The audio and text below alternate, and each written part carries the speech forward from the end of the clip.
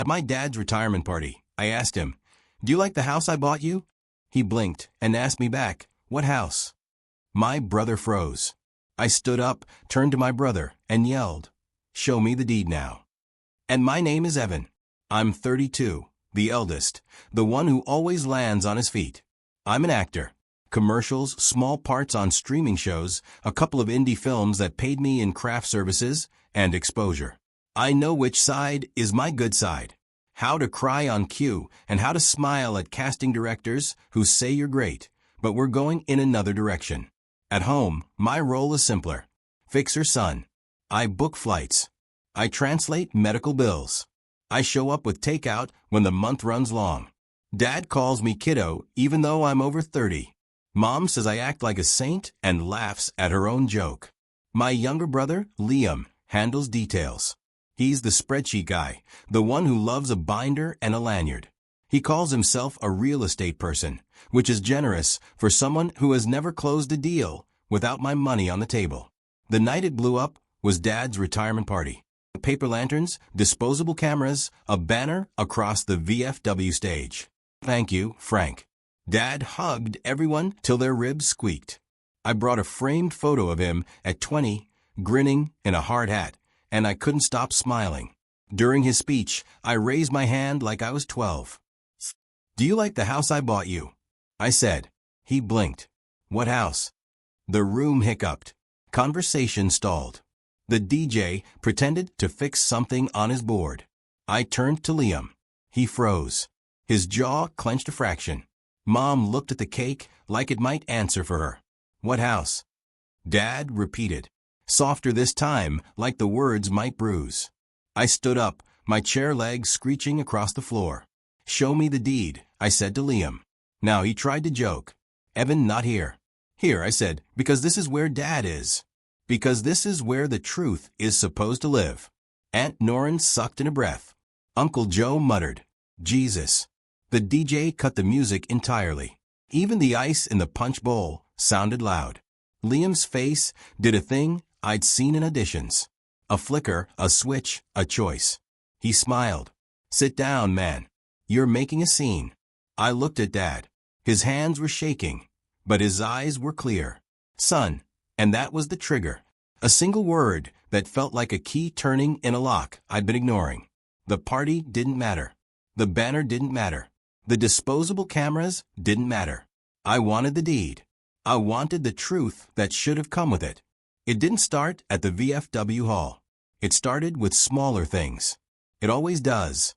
When Mom's gallbladder went rogue, I booked the surgeon consult and paid the deposit. When the car died, I sent money just to bridge you to payday. When Dad slipped on ice, I took time off a shoot and slept in a plastic chair at the hospital for 2 nights while Liam texted, "Keep me posted from 2 towns over." Evan's good at this stuff. Mom would say he reads the fine print. Over time, reads the fine print started to mean pays for whatever is written there. When my acting finally paid more than rent and ramen, 2 network commercials back-to-back, plus a recurring paramedic on a procedural, I called Dad and said, "I want to do something big for you." He laughed. "You already did, kiddo. You grew up." "No," I said. "A house." Silence. Then a wet exhale. "Evan, I had the money for a down payment. I had credit. I had the kind of optimism that makes people do reckless, kind things." Liam said, "Let me handle the paperwork. I know the county clerk. Less hassle." He sent me a checklist with 30 items. He was calm. He was efficient. He was my brother.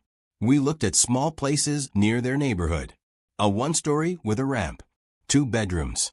So my sister's kids, when they visit, wouldn't sleep on the floor. Dad walked through each one like a pilgrim. "No stairs," he'd say like a prayer.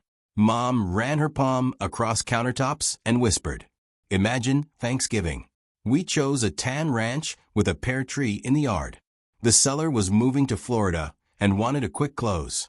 I wired the down payment. I paid the inspection. I ordered a couch that didn't sag in the middle like a tired saint. Liam met me at a coffee shop with manila folders and a pen he loved too much. "We're moving fast," he said. "Seller wants to close by Friday." He slid paper across the table. "Sign here and here and initial there. I signed. He took a photo of me holding the key for our family group chat. Mom texted heart emojis. Dad wrote, "Can't believe it." Then, "You sure we can afford this?" I said, "Yes, I've got it." Moving day felt like a movie montage. Friends, pizza. A neighbor who insisted we take a box of mismatched mugs. I set Dad's recliner by the window where the light fell soft. I hung a framed photo of my parents on their wedding day in the hallway and made a stupid joke about the 70s. Mom waved me off and cried into a dish towel.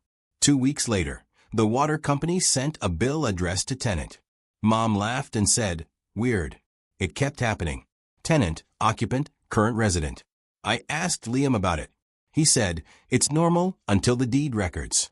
Bureaucracy is slow." He said it like he was patting my head. The mortgage autopay came out of an account I'd set up with him. He was co-manager because that seemed easier than answering emails between auditions. He sent me monthly summaries with cheerful subject lines. All good, I skimmed. I trusted. I went back to set and practiced saying, "We've got a 10 to 54 over on third." Without sounding like a robot, then little weirdnesses piled up. A letter from a bank I didn't recognize with Dad's name and a 7-figure pre-approval number. Mom mentioned a man had knocked asking if the owner was available. And when she said it was her house, he laughed politely and said, "I mean the owner." I asked Liam again. Deed should have posted by now. Clerk's behind. He said, "Flip of the switch soon." I looked online. I found nothing under Dad's name. I found a parcel number attached to an LLC I didn't know. Merrill Lane Holdings. I asked Liam. He said, "That's just a holding entity. Standard stuff. Liability protection. You want Dad sued if the mailman trips." Julia, my girlfriend then, my wife now, stared at the screen and said, "Why does the mailing address for that LLC go to a UPS store with mailbox number 214? Ask Liam." I said she did. He replied, "It's fine." I wanted it to be fine. I wanted my brother to be the man I handed papers to in coffee shops. He'd always been the kid who lined up his crayons. He was the one who knew how to open a 529 plan and why we needed a living will. I played dying soldiers. He handled living forms. We fit. 3 months in, Dad's old truck needed repairs. I said, "Use the emergency fund on the house account." Liam said, "We can't cash flow." I blinked. "I've been funding it. Just timing." He said, "A wire is delayed." My stomach went cold. Julia said, "Call the county." Asked for the deed status. I did. The woman on the phone was kind. "What's your name?" "Evan." "What's the property address?" I told her. "I'm not seeing a deed recorded to a private individual." She said it's held by an LLC. She read me the name. It matched the mailbox. "Who's the authorized signer?" I asked. She read name. It wasn't Dad's. It wasn't mine. "Liam Porter," she said. I hung up and sat on the floor of my apartment, the cheap rug pressing a grid into my palms. I called Liam. "Why is the deed in your company's name?" He laughed. "Oh my God, chill. It's for taxes. We'll assign it to Dad. There's a sequence." When I asked after the Rafi, he said, "We get a better rate that way. You want to save money, right, Rafi?" The word clanged. "You refinanced the house I bought without my permission." "It's my permission," he said suddenly sharp. "I'm the manager. This is how deals work." "You're not a deal," I said. "You're my brother." He softened instantly like he'd flipped a switch I didn't know he had. "Ev, I'm optimizing. You're busy. Let me carry this. Dad will never have to worry." And I wanted to believe him, so badly it acted. I said, "Okay, but I want the deed in Dad's name by the end of the summer." "Done," he said. Summer ended. The deed didn't change. The mailbox number did. The summary stopped. The house got a second owner inquiry letter. I circled the date on my wall calendar. Dad's retirement party was in 2 weeks. I told Julia, "I'll ask him then. If the deed is in his name, we'll celebrate. If it isn't, she said, you'll stop letting a lie sit at the head of a table."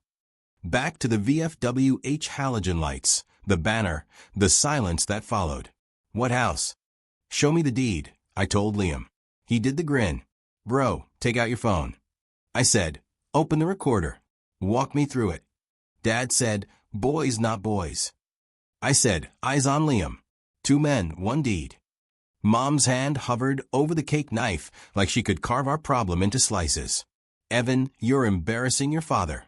My father, I repeated. Exactly. Liam sighed theatrically and pulled out his phone. Fine, here's the portal, he tapped. The little loading wheel spun. Nothing, he smirked. Bad service. I held out my hand. Give me the login. Absolutely not, he said. Client data. Dad's the client, I said. I'm the fooner. Uncle Joe cleared his throat. Maybe step outside. No, Dad said, voice steady. He pointed at Liam's phone. Log in now. Something shifted. Respect command. The man we were throwing a party for had walked cranes and crews for 30 years. He could still move steel with his voice. Liam logged in. He turned the screen toward me and scrolled fast like speed could erase facts. I caught enough. The LLC's name, a Helix Transfers, marked member draw dates that matched his cash flow issues numbers that made my throat go dry. How much? I asked. He shrugged. Numbers move. You wouldn't understand. Try me, I said.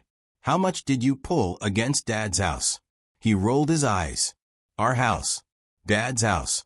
I said, answer the question. Mom whispered, Liam like she already knew the answer and hated all of us for getting there. He snapped. Okay, 200. Give or take. The room made a sound, not a gasp, a groan, like something old giving way. 200,000, I said. For investments, he said quickly. Short term, high yield. We're up actually. Julie, a step closer. Then payback. Assign the deed and apologize. He scoffed. Who are you again?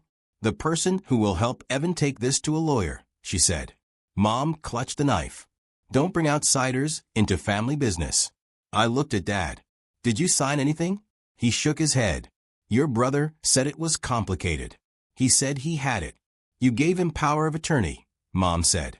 A small confession, just temporary for convenience. My mouth went hot. You gave him POA without telling me. You were busy. She said, you're always busy. Dad put both hands flat on the table. His knuckles were scraped like they always were.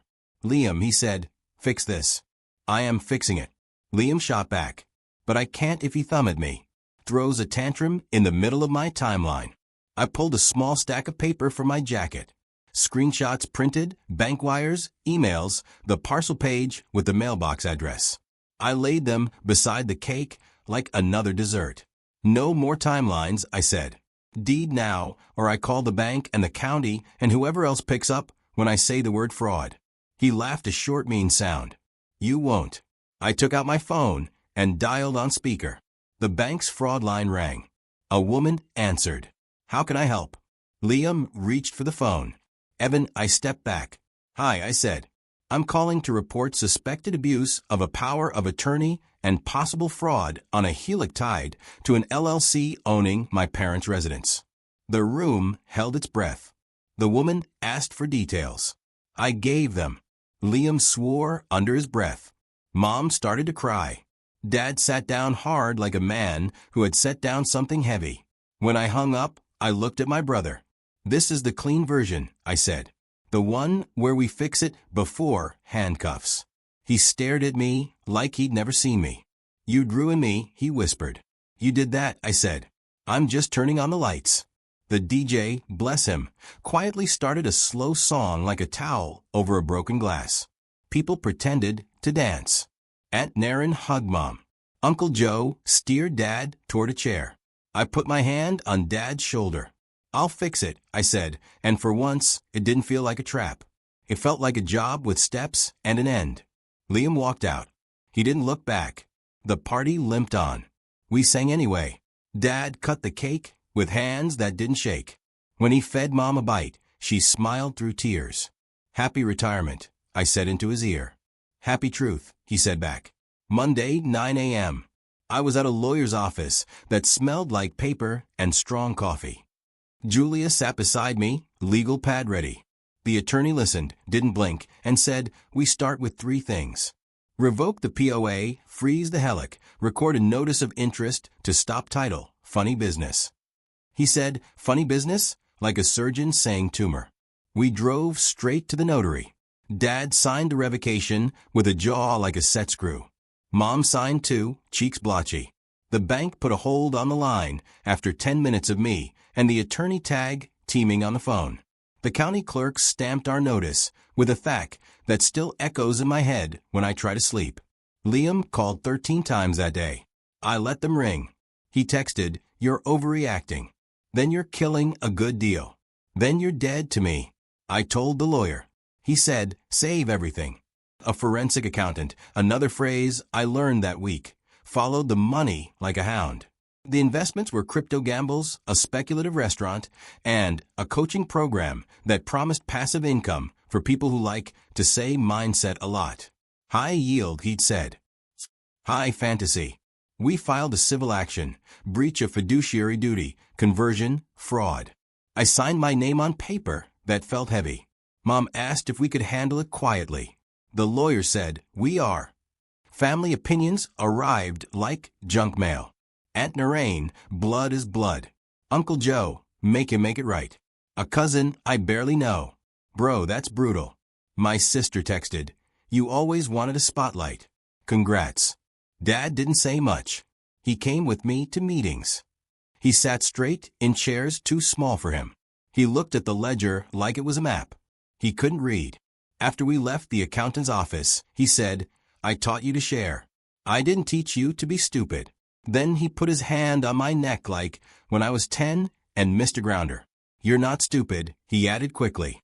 "You're good." Mom cycled through stages like a slideshow. Denial. It's a misunderstanding. Bargaining. Can't we just put it back? Anger. How dare you sue your brother? And then a quiet that made me nervous. She touched the pear tree in the yard and said, "I wanted us all to sit under it." I said, "We still can." She said, "Maybe not all." Meanwhile, Rent and Life didn't pause for drama. I still auditioned. I still sat under fluorescent lights, while a room of strangers watched me eat fake cereal, and same in 4 different moods. I booked a guest spot as distracted barista. I learned the lines between bank calls. Oat milk, fraud affidavit, extra shot, freeze the account. It felt absurd and normal at once. Liam finally responded through a lawyer who used phrases like vigorous defense. We offered a path, return the funds, assign the deed, sign a consent judgment, join a payment plan, avoid criminal referrals. He countered with a letter that accused me of financial elder abuse because I controlled Dad. I wanted to throw the letter through a window. The attorney said, "It's noise." We pushed discovery. Subpoenas went out. The mailbox rental company sent copies of forms with Liam's signature. The bank coughed up transfers labeled LLC to LP Personal. His real estate company had one asset, our house. His portfolio was a spreadsheet with colors and no cash. At home, pragmatic things kept me upright. We installed a deadbolt. Dad could work with a big friendly key. I labeled the breaker box. I taught Mom how to spot phishing emails, and she printed the list like a new recipe. Julia made soup and told me to nap. I didn't, but I liked that someone said it. 6 weeks in, the judge granted our injunction. The deed couldn't move. The line couldn't grow. Liam texted Trader. I didn't answer. When he showed up at the house one afternoon, Dad met him on the porch. I watched from a window, like a kid again. "I'm your son," Liam said. "I have 2, Dad said. Then, after a beat, "Don't come here without your lawyer." Liam laughed, a sound with no humor in it. He looked at the pear tree, at the couch through the window, at the house that should have been simple. "You'll regret this," he said. Dad's voice was gentle and terrible. "I already do." That night, I sat on the floor beside the couch I'd picked, and Julia sat with me. "I feel like the bad guy," I said. "You feel like the adult," she said. "It's new." The civil case crawled as cases do. We got a mediator. We spent 4 hours in separate rooms, sending offers across a hallway like messages in bottles. Liam wanted me to drop the narrative on social media, even though I hadn't posted a word. I wanted a clean deed and a payment plan with teeth. We left with a tentative agreement. He to sign the deed, sign a confession of judgment for the Helic balance, and pay over 5 years. If he defaulted, we could enforce without another fight. He signed. We recorded the new deed with Dad's name on it. The clerk stamped it and smiled at me like a person who's seen both kinds of stories. I took Dad to the counter. "Read it," I said. He traced his name with his finger softly. Mom cried into the sleeve of my jacket. We went home and sat under the pear tree and did nothing for a long time. Family didn't snap back like a rubber band. Some relatives took Liam's side because it was easier than facing their own debts. Others called me and whispered, "Proud of you," like it was contraband. Holidays rearranged themselves. We had Thanksgiving in the backyard with 3 folding tables and a borrowed heater. It was small. It was enough. The best part was quiet. The mail came with Dad's name on it.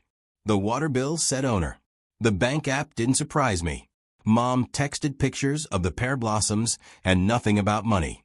When the truck made a funny noise, Dad said, "I'll take the bus till payday," and then grinned like a teenager because the bus driver recognized him from the party and waved him on free.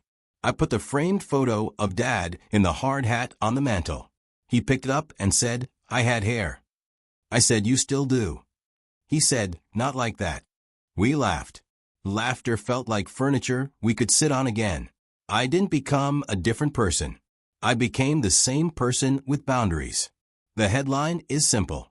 I bought my father a house. My brother put it in his company and borrowed against it. And I ripped the curtain down in front of a banner that said, "Thank you, Frank." The details are messy, eh? They always are. There were signatures I didn't read closely enough. There was trust, one placed where paper should have gone. There were 100 tiny sure, okay moments that built a trap I lived inside. Here's what I know now in plain words. If someone wants your money but hides the paperwork, that's not family, it's a pitch. Convenience is the word people use right before they take your keys. Love is not a POA, and protecting your parents from your brother is still love. I keep the stamp deed in a cheap black frame on Dad's bookshelf. He dusts it like a trophy. Mom taped the county clerk's business card inside a kitchen cabinet like a talisman. When the mail comes, Dad says, "Owner." And it lands on the table like something we earned. Liam and I don't talk. Maybe we will someday, after the last payment clears, after he learns how to apologize without an invoice attached. Maybe not. People like tidy arcs. Life keeps handing me ellipses. On set, I still play men who can't say what they mean until the last scene. In life, I said it at the party. Show me the deed. I hear that line in my own voice now. It's become a script I can use for other things. Show me the contract. Show me the terms. Show me the respect. Dad asks sometimes, "You okay, kiddo?" I say yes and mostly mean it. On good days, I make eggs in their new kitchen and fix the wobbly chair and leave before anyone can hand me a bill. On great days, we sit under the pear tree and say nothing, which is a language we started learning late and speak better every week. If you're standing in a room where the music stops the second you ask for proof, listen to that silence. It's telling you everything. Ask anyway. Ask louder if they tell you to lower your voice. You're not ruining the party. You're turning on the lights. At my dad's retirement party, I asked, "Do you like the house I bought you?" He blinked and said, "What house?" I stood up. I asked for the deed. I got it eventually with stamps and signatures and consequences. I didn't want a victory. I wanted a house with a pear tree and a man who can sit under it without wondering who he owes. We have that now. This isn't revenge. It's repair. And if you need a line for your own scene, take mine. Show me the deed. Then keep asking until the paper in your hand matches the promise in their mouths.